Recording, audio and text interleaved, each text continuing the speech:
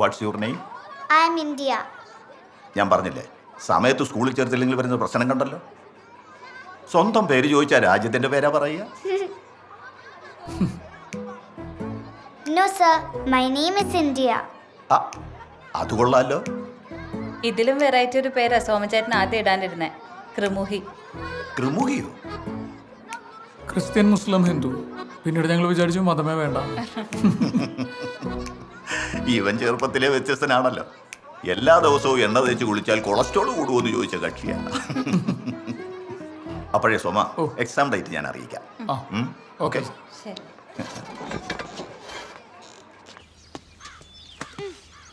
Hi അച്ഛാ.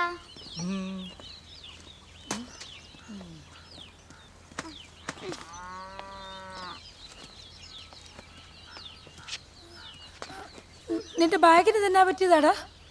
അമ്മ ഇത് എൻ്റെ ബാഗല്ല. അഡ്മിഷൻ ശരിയായോ? ആ, ജോർജ് മാഷ് ഓഫീസിലേക്ക് വിളിച്ചിട്ടുണ്ടായിരുന്നു. അന്ന് എഴുതിയ പരീക്ഷയ്ക്ക് ഇവയ്ക്ക് എ ഗ്രേഡ് ഉണ്ടെന്ന്. പറ്റിയ നാളെ തന്നെ അങ്ങോട്ട് ചെല്ലാൻ പറഞ്ഞു. അച്ചോടാ, ഇനിയിപ്പം ഞാൻ ആരുടെ കൂടെ കളിക്കും? അമ്മൂമ്മ രാത്രി കാണുന്ന സീരിയലൊക്കെ ഉച്ചയ്ക്ക് ഒന്നുകൂടെ കൂടെ കണ്ടാ മതി. ആ, അച്ഛാ, എനിക്കൊരു സംശയം.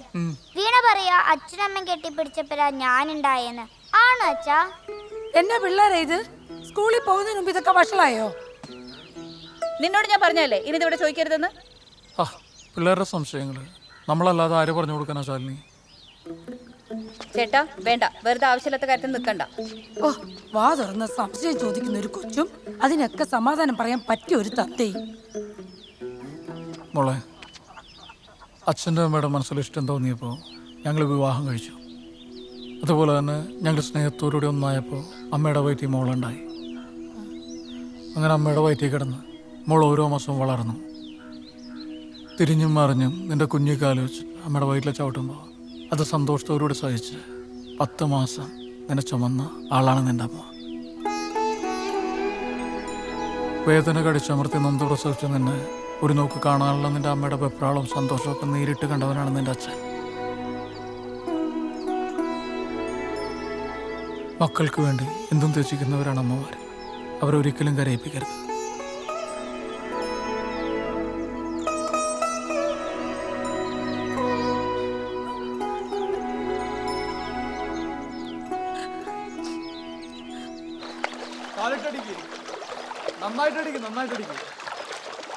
അങ്ങനെ അച്ഛാ, എനിക്ക് ചൊറിയുന്നു. നിന്റെ അടവൊക്കെ കയ്യിലിരിക്കത്തേ ഉള്ളൂ. അല്ല, നോക്ക്. തടിച്ചിട്ടുണ്ടല്ലോ. എടാ സോമ, ആ, ദേ ഇത് നോക്കിയേ.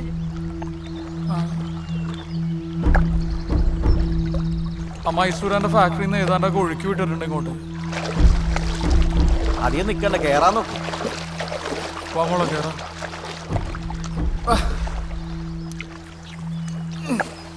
വീട്ടിൽ ചെന്നിട്ടേ മഞ്ഞൾ വെള്ളം കുടിച്ചാൽ മതി. അതൊന്നും വേണ്ട, നല്ല പച്ച വെളിച്ചെണ്ണ വെച്ചാൽ മതി.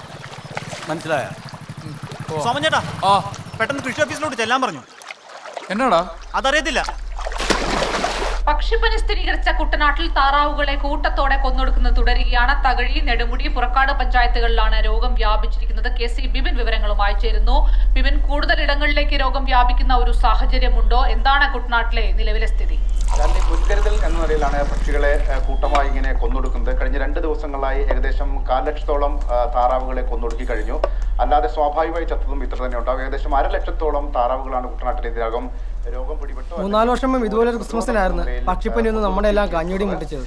തകഴി ഗ്രാമപഞ്ചായത്തിലെ 10ാം വാർഡിലാണ് ആദ്യം രോഗം സ്ഥിരീകരിച്ചത്. നമ്മുടെ സജിന വീടല്ലേ? ആന്നേ, ഇവിടെ കുറച്ച് താറാവുണ്ട്. പോയി നോക്കാം. എന്നാ പക്ഷിപ്പനി അറിഞ്ഞു കാണുമല്ലോ അല്ലേ? രോഗബാധ ഉണ്ടായ 1 കിലോമീറ്റർ ചുറ്റളവിലെ താറാവുകളെ മുഴുവൻ കൊന്നു കത്തിച്ചു കളയാൻ വേണ്ടി വന്നതാ.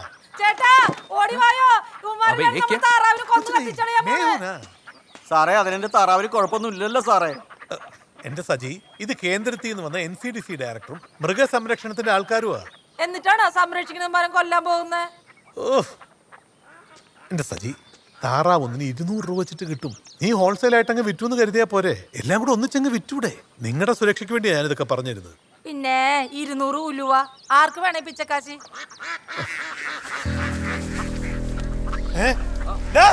താറാവുകളെ പിടിച്ചോ.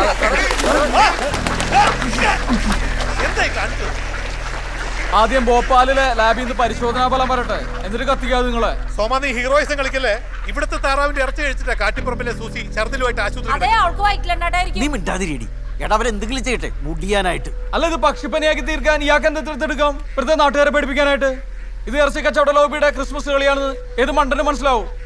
സോമ ഇവിടുത്തെ ആൾക്കാർക്ക് വേണ്ടി രാത്രിയും പകലും നോക്കാതെ പണിയെടുക്കുന്ന ഒരാളാ ഞാൻ. നീ ഇപ്പൊ ഈ കാണിച്ചോണ്ടല്ലോ വലിയ വില കൊടുക്കേണ്ടി വരും. ഇവിടുത്തെ ആൾക്കാരെ നീ കൊല്ലാൻ പറ്റരുത്. ഈ നാട്ടിലെ പണക്കാരുടെ പണി എന്താണെന്നും പാവങ്ങളുടെ ഗതി എന്താണെന്നും എനിക്ക് നന്നായിട്ട് അറിയാം. അത് ഞാൻ ഈ നാട്ടുകാർക്ക് നല്ല വൃത്തിയായിട്ട് പറഞ്ഞു കൊടുത്തോളാം. പറഞ്ഞു കൊടുത്തോളാം. കാണാം. ഓ കാണാം നമുക്ക്. ആ ചെല്ല്.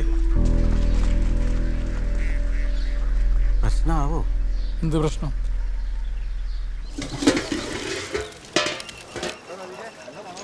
സോമൻ ചേട്ടാ, എന്നാ ബിരിയാണി പരിപാടിയൊക്കെ ബർത്ത്ഡേ വല്ലതും ആണോ? ഓ വായനൊന്നും ഇല്ലല്ലേ? നീ ആ ബാനർ നോക്കിയടാ.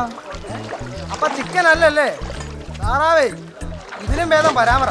എന്റെ അവൻ പോട്ടെന്ന് സോമൻ നമുക്ക് വാ, വാ, വാ. പിടിച്ചോ. ബോധമുള്ള ആരെങ്കിലും ഇതൊക്കെ കഴിക്കും? കാണുന്നവർക്ക് ഇതൊരു തമാശയായിട്ട് തോന്നും, പക്ഷെ നമ്മുടെയൊക്കെ ജീവിതമാണ് ഇവന്മാർ നശിപ്പിക്കാൻ നോക്കുന്നത്. നാട്ടുകാരുടെ പേടി മാറ്റാൻ ഇതല്ലാതെ വേറെ വഴിയില്ല. ഞങ്ങൾ രണ്ടുപേരും ഇത് കഴിച്ച് ഉദ്ഘാടനം ചെയ്യാണ്.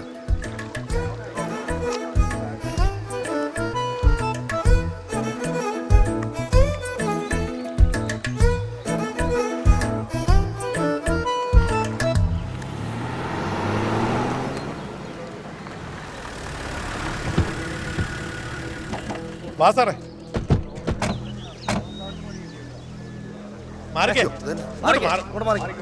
സാറേ ഉമ്മാരുടെ തലയ്ക്ക് ഓളവാ. എന്റെ സോമ താനിത് എന്ത് കണ്ടിട്ടാ? നീയൊക്കെ ഇത് കഴിച്ച് എന്തെങ്കിലും സംഭവിച്ചാലേ കണ്ടവന്മാരെല്ലാം വന്ന് പോലീസിന്റെ നെഞ്ചത്ത് കയറും. ഞങ്ങളൊന്നും ചെയ്തില്ലാന്ന് പറഞ്ഞിട്ട് സാറ് വിചാരിക്കുന്ന പോലെയല്ല കാര്യങ്ങൾ. ഈ താറാവ് മുഴുവൻ ചത്ത പക്ഷിപ്പനിയായിട്ടൊന്നുമല്ല. ഇത് ഇയാളുടെ ഫാക്ടറിയിലെ കെമിക്കൽ കായൽ കലർന്നിട്ടാണ്. ഓ അത് ശരി. അപ്പൊ താറാപ്പനി വന്നിട്ടല്ല ഈ താറാക്കളൊക്കെ ചത്തയെന്നാണ് സയന്റിസ്റ്റ് ഐസക് സോമൻ പറയുന്നത് അല്ലേ? കൊള്ളാം സാറേ. ഇയാളുടെ ഫാക്ടറിയിലെ കെമിക്കൽ വെള്ളത്തിൽ കലർന്നിട്ടാ താറാവുകൾ ചത്തേ. അതിന്റെ പേരിൽ ഈ നാട്ടിലെ താറാവിന് മൊത്തത്തിൽ അങ്ങ് കൊന്നു കളഞ്ഞാൽ പിന്നെ ഈ പ്രസിഡന്റ് ഫാമിലെ പോത്തിറച്ചിക്ക് നല്ല വില കിട്ടുകയും ചെയ്യും. സാർ അതൊക്കെ ഇങ്ങനെയുള്ള ഓരോ കളികളാ സാറേ. എന്റെ സാറേ എനിക്ക് പറയാനുള്ളത് ഞാൻ പറഞ്ഞു. ഇനി എന്താന്ന് വെച്ചാൽ സാറി സോമ ഈ പരിപാടി ഇപ്പൊ ഇവിടെ വെച്ച് അവസാനിപ്പിച്ചോളാം. ഇത് കഴിച്ച ആർക്കെങ്കിലും എന്തെങ്കിലും സംഭവിച്ചാ ഞാൻ തൂങ്ങും. താനൊരു സർക്കാർ ഉദ്യോഗസ്ഥനായതുകൊണ്ട് മാത്രമാണ് ഞാൻ കേസെടുക്കാത്തത്. ഡോ താനിതെല്ലാം അടുത്ത് ജീപ്പിക്കറ്റ്.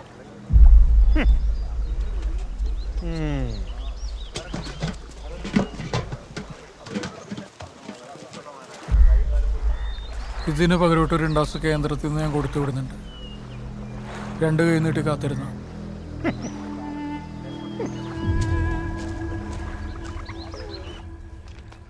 Good morning sir. Good morning. ഇന്നലത്തെ ബിരിയാണിയൊക്കെ എങ്ങനെ ഉണ്ടായിരുന്നു? സാറ് നല്ല ചൂടൻ ഫ്രൈഡ് റൈസ് അകത്ത് വിളമ്പി വെച്ചിട്ടുണ്ട്. ചെല്ല്.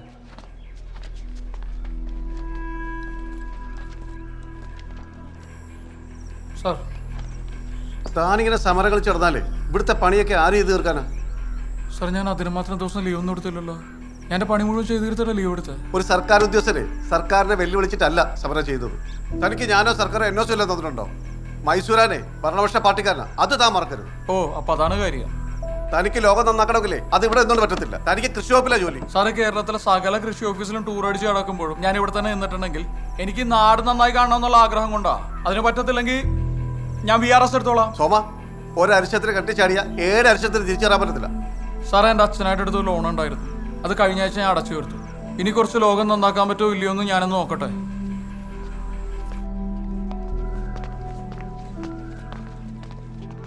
എന്തോ ഒരു ജന്മ ഓരോരുത്തർ സർക്കാർ ജോലി കൊണ്ട് കിടന്ന് തലകുത്തി മറിയുമ്പോഴാണ്